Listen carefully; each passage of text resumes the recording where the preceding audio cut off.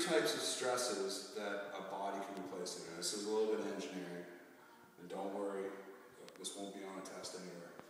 But let's just, if we have any material at all, okay, a barbell, whatever, a can of pop, like anything, any material at all, you know, in a column type alignment. So basically just anything where it's longer than it is wide.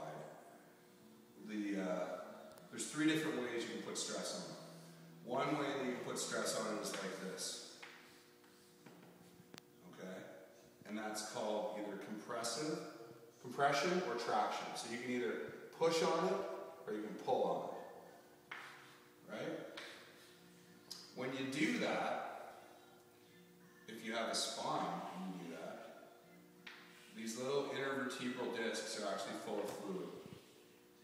And when you compress them, the fluid flows out.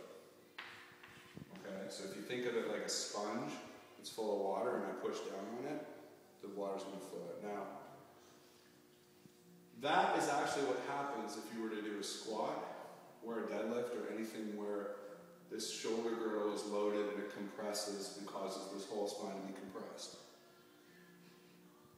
And where people will report that this is causing pain is in the lower back region, because usually the spine of most unhealthy people looks something like this. You have a very, very stiff upper section with very limited flexibility. Then you have this lower section here with very high flexibility. And of course, if I push on this entire thing, where is most of the pain going to be felt? Right down there, right? It's not going to be felt there, it's just going to transmit. But when it starts to bend, well, you know, that's what we call the point of failure right there. That's why you get lower back pain. Okay?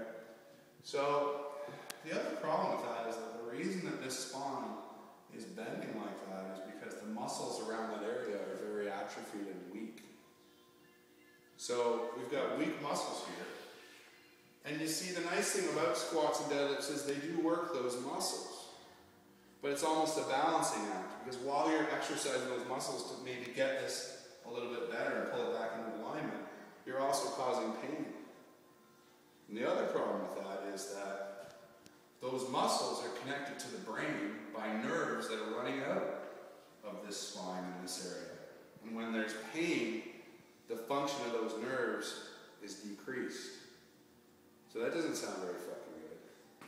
So, what do? We've got muscles that we want to work in this area. We've got an exercise that we know, we've got a series of exercises that we know are going to strengthen them, but they're also going to cause the same pain that the person's complaining about. So we need a new exercise that maybe will strengthen these muscles and not cause this pain. This pain is being caused by compression. So we need to find a way to exercise these muscles without compressing the spine. That's why we do the Superman. When you lay down on the ground, well, now there's no compression, because guess what? Gravity's down here. Alright? So it's not like I'm pushing down on you, because you're already flat on the ground. So instead, your muscles are able to contract and pull your spine up without any compression at all. The spine, when you do that exercise, literally your body goes from that to this. Okay?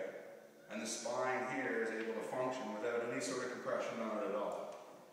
So we get to strengthen those erector spinae muscles so that this starts to improve and starts to help lower back pain without that nerve pain. Does that make sense? That's fucking, there's your PhD course in lower back biomechanics in 5 minutes or less.